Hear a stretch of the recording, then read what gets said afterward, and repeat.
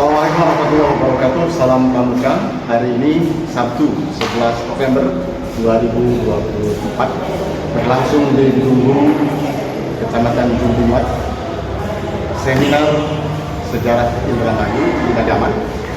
Jadi pembicara utama Bani Kasim MPD, Dini Nurlailasari MPU, dan dihadiri oleh lebih dari 140 kader guru Kecamatan Juntimuat dan menyampaikan dan mengikuti kegiatan seminar sejarah Indramayu. Kita ikuti keseruannya dari awal sampai akhir dan semoga saja manfaatnya bisa kita petik. Salam Pramuka.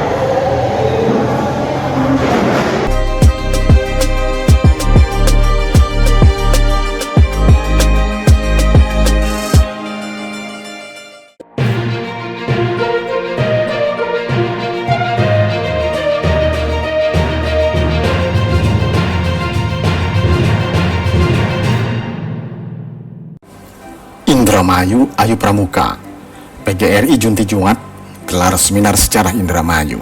Pakar Bani Kasim dan Dini Nurlailasari tampil menjadi pembicara. Sabtu 9 November 2024 dalam rangka memperingati Hari Guru Nasional, Persatuan Guru Republik Indonesia PGRI Kecamatan Juntimuat menyelenggarakan seminar sejarah bertajuk Menggali Sejarah Lokal Indramayu dalam Perspektif Kebudayaan dan Pendidikan. Acara yang diadakan di Aula Gedung Guru Kecamatan Juntimuat itu menghadirkan dua narasumber ahli, Supali Kasim dan Dini Nurlailasari, yang dikenal sebagai pakar sejarah dan budaya Indramayu. Seminar itu dibuka dengan sambutan hangat Ketua PGRI Juntimuat, menyampaikan pentingnya mengenalkan sejarah lokal kepada generasi muda. Sejarah adalah jembatan yang menghubungkan masa dengan masa. Melalui seminar itu, guru berharap dapat lebih memahami akar budaya Indramayu sehingga dapat ditularkan kepada siswa didik mereka, ujar Ketua PGRI. Supali Kasim, seorang peneliti secara lokal yang juga penulis beberapa buku tentang Indramayu, menyampaikan materi terkait perkembangan Indramayu dari masa ke masa. Supali memaparkan secara detail sejarah berdirinya kota Indramayu dan bagaimana peran masyarakat lokal dalam mempertahankan kearifan tradisional. Indramayu tidak hanya dikenal sebagai kota penghasil mangga, tetapi juga memiliki sejarah yang kaya yang perlu terus dilestarikan. Supaya juga menekankan pentingnya merawat warisan budaya agar tidak hilang di tengah arus modernisasi. Otodidak itu belajar dewek, bukan hasil kuliahan. Awalnya tahun 2000-an itu saya membuka-buka buku sejarah yang diterbitkan tahun 77 oleh Pemda Indramayu.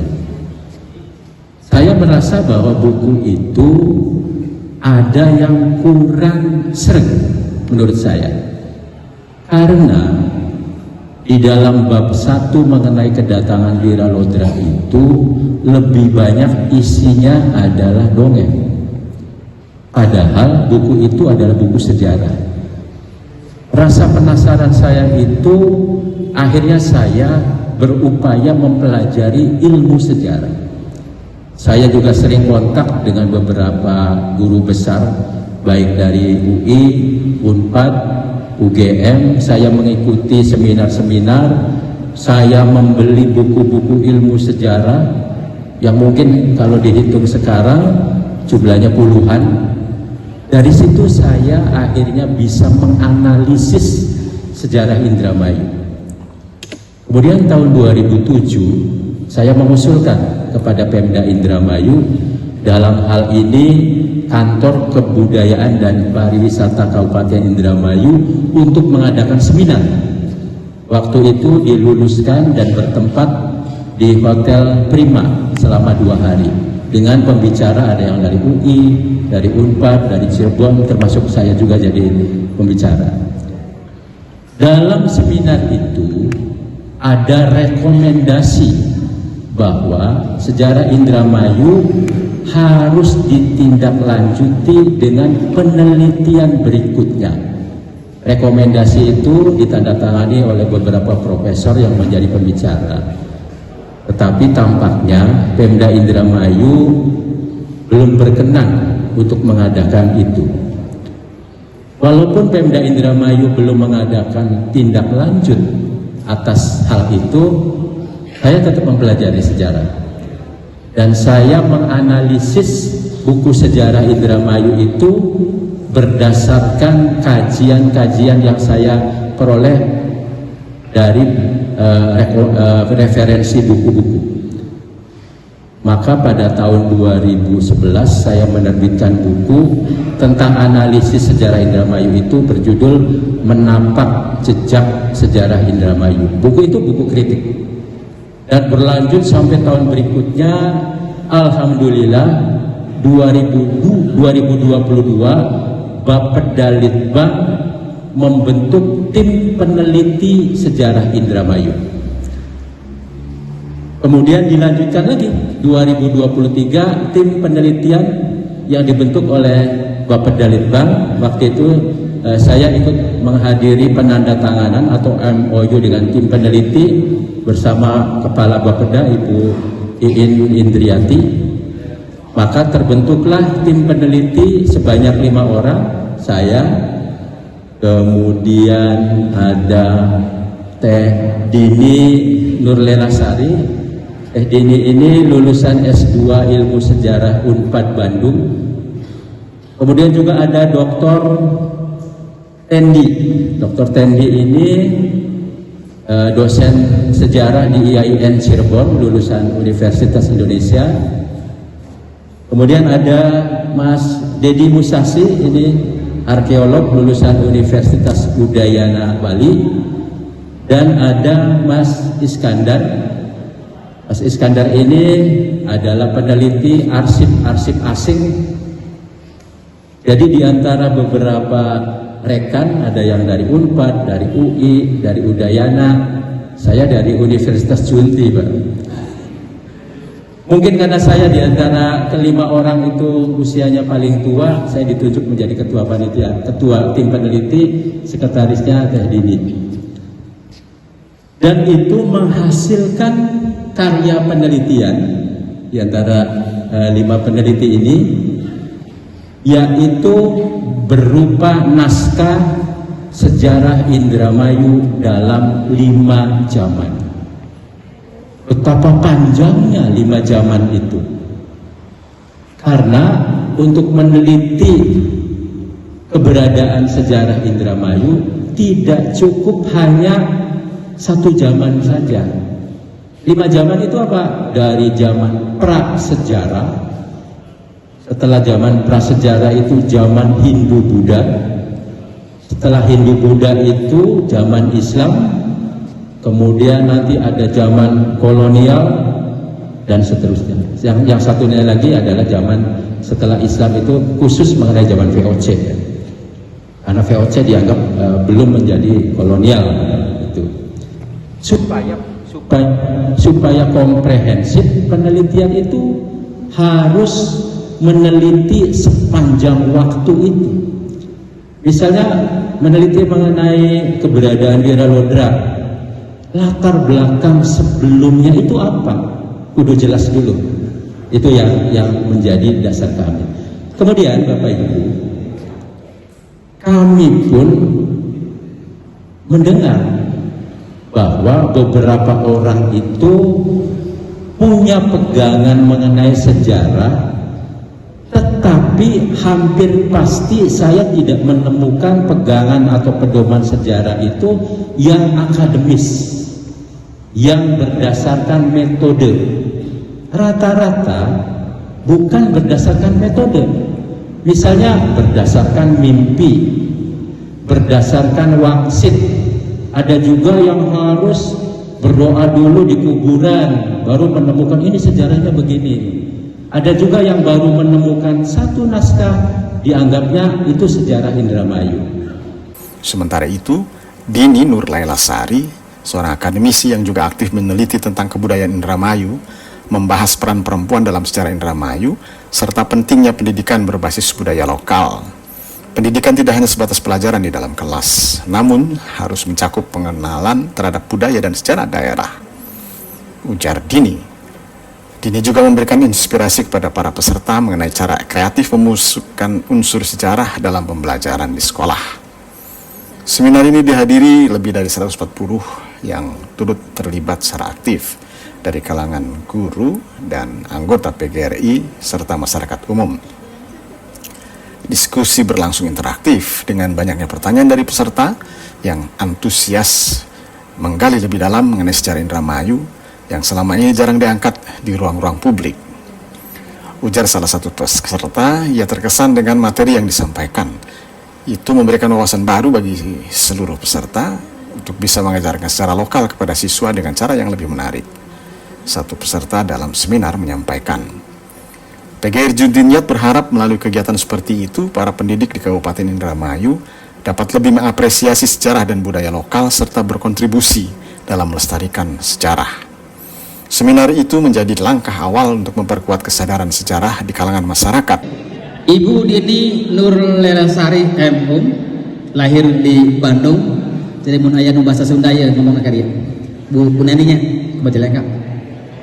Pendidikan S1, S2 Ilmu Sejarah di Universitas Padjadjaran Bandung. Tesisnya waktu itu yang berjudul Sejarah Indramayu di tahun 1800 hingga 1545, dan beliau ini merupakan peraih memperoleh IP yang sangat memuaskan ya. Menulis sejarah di berbagai jurnal, pernah menjadi pembicara dalam seminar sejarah tingkat nasional dan internasional. Jadi selain bahasa Indonesia, bahasa internasional, bahasa Sunda, bahasa Indramayu ngantar bisa kan? Bahasa Indramayu bisa tuh? Sedikit. Baik Bapak dan Ibu yang hormati, di tahun 2023 beliau juga menjadi sekretaris tim peneliti sejarah Indramayu yang diadakan di Bapeda Litbang Kabupaten Melayu. Sekarang tinggal di Ranca Ekek, Bandung, yang biasa mau ke Majalaya apa? Nah itu terkenal banjirnya biasa. Baik, buat Ibu Dini Nur Lelasari M.Hum, disilakan.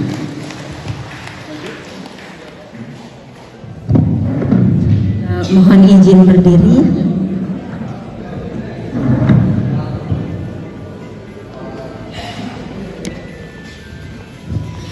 Bismillahirrahmanirrahim. Assalamualaikum warahmatullahi wabarakatuh. Tidak ada ice breaking, jadi saya harap Bapak Ibu masih semangat ya. Walaupun sudah menuju jam kritis, semoga masih konsentrasi.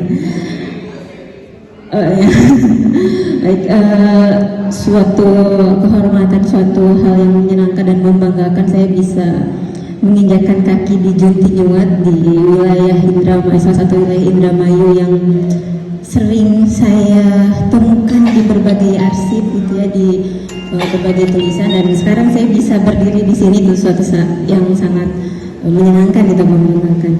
Terima kasih kepada Ketua PGRI Junti Nyuat yang tidak bisa hadir tapi ada perwakilannya, pada Dewan Pembina PGRI juga, kepada para pengurus PGRI Junti Nyuat. Terima kasih telah mengundang saya sebagai pembicara pada hari ini. Pada Pak Supali Kasim sebagai narasumber sebelumnya, beliau ini guru saya. Jadi ketika saya menulis tesis, karya-karya beliau inilah yang menjadi awal tombaknya gitu. Jadi luar biasa sekali ya, karena Pak Supali bisa menjadi murid, bisa menulis seperti beliau. Baik, sebelum ke materi, saya biasanya suka kasih pantun, boleh? Nanti bilang cakep ya, biar pada bilang cakep. Jalan-jalan ke Indramayu, bertemu ibu guru Nana Ayu. Yuk pelajari sejarah Indramayu supaya kita semakin maju. Baik, kita langsung saja ke masa Hindia Belanda. Mengapa disebut masa Hindia Belanda? Jadi sebelum masa Hindia Belanda, tadi sudah Pak Supali singgung juga, itu masa VOC.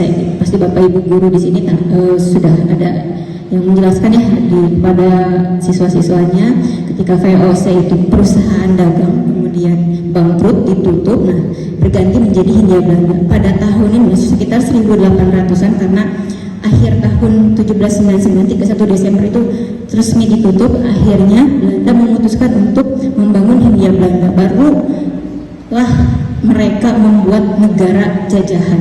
Kalau dulu hanya berdagang. Setelah berdagang barulah secara apa ya, sekarang bahasa anak-anak secara ofisial gitu ya, secara resmi membuat negara jajahan. Nah, Indramayu masa Hindia Belanda hingga kemerdekaan. Jadi sebetulnya masa Jepang dan kemerdekaan ini tidak masuk dalam 5 zaman yang kemarin tahun 2023 kita teliti, tetapi ini bonus lah gitu ya. Semoga masih sempat waktunya dibantu ini ya. Nah, masa Hindia Belanda ini ketika kalau saya mencari nama Indramayu tahun 1800-an agak sulit karena di dalam masa ini tidak tertulis Indramayu, tetapi adanya itu Bengawan Wetan, Bengawan Kulon, dan Paparean. Kalau sekarang lebih kita kenal Kandang Haur ya, Bapak Ibu guru ya, betul.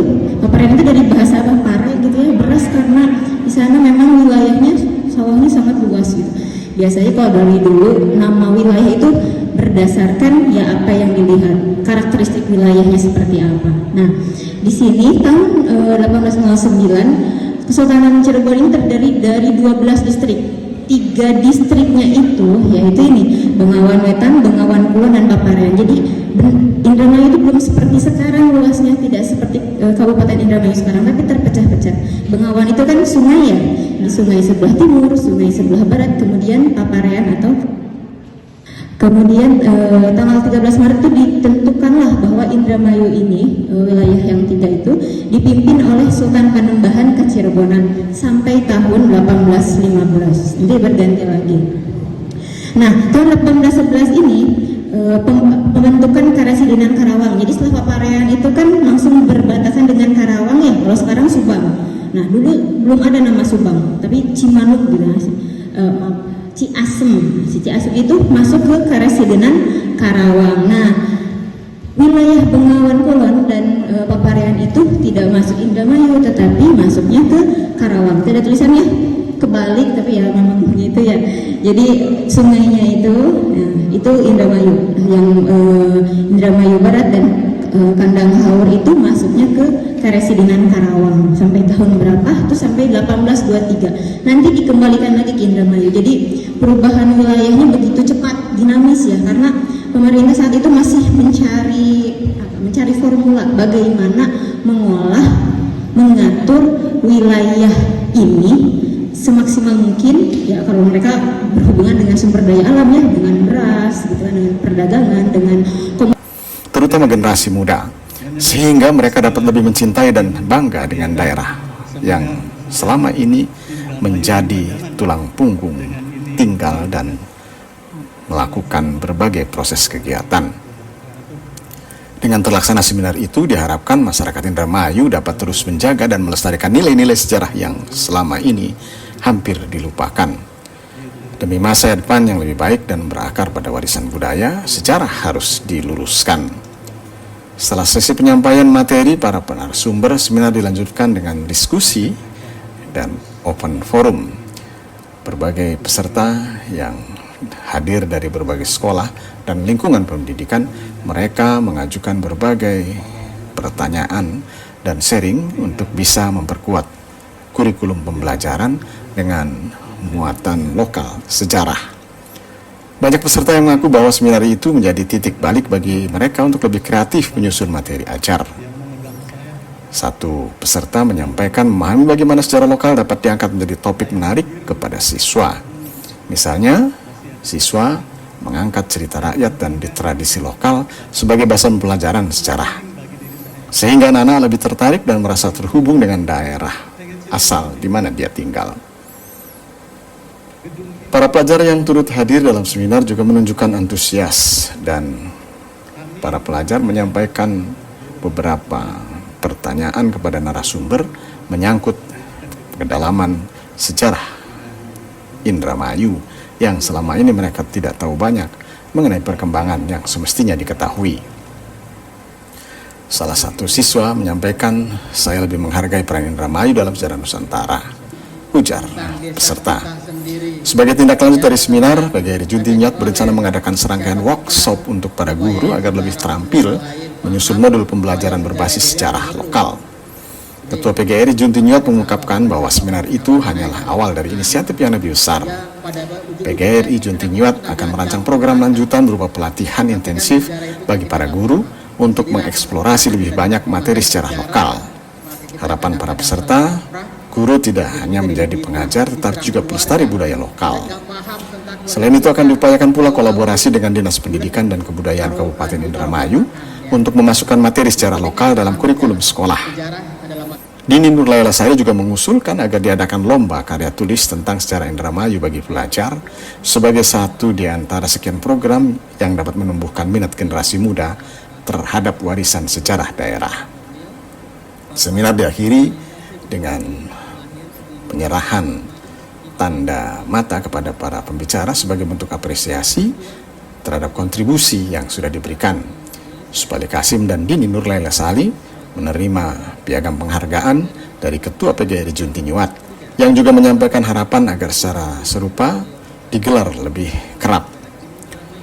Pihaknya sangat berterima kasih kepada Supali Kasim dan Dini Nurlailasari untuk sharing pengetahuan yang dibagikan saat itu. Semoga ilmu yang didapatkan memberikan inspirasi dan manfaat, terutama bagi para pendidik di Indramayu, ujar Ketua PGRI Junti Nyuat. Seminar itu ditutup dengan doa bersama dan sesi foto. Para peserta pulang dengan semangat baru untuk terus mengapresiasi dan melestarikan kekayaan sejarah Indramayu, yang tidak hanya sebagai bagian dari masa lalu, tetapi juga sebagai fondasi bagi masa depan. Pusinfo Ayu Pramuka, Kuarcap Indramayu, 2024. Kegiatan dari awal sampai akhir semoga memberikan manfaat. Seminar sejarah Indramayu baru saja kita ikuti bersama-sama, dan sampai di sini pertemuan. Salam Pramuka. Wassalamualaikum warahmatullahi wabarakatuh.